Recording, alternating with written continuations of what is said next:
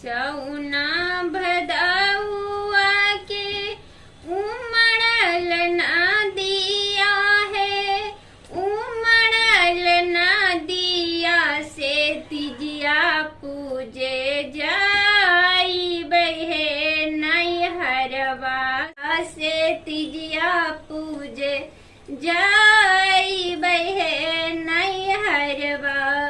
जब तहु जइबो धानी अपन नैहरवा से, अपन नैहरवा हंसुलिया धैले जाइहा हे सिरहन माँ हंसुलिया धैले जाइहा हे सिरहन माँ।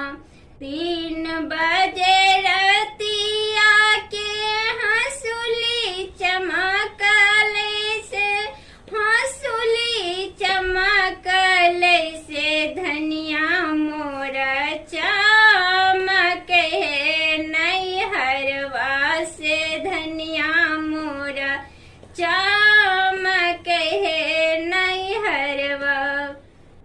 सौना भदौआ के उमड़ल नदिया है, उमड़ल नदिया कजरिया खेले जाइबै हे नैहरवा, कजरिया खेले जाइबै हे नैहरवा।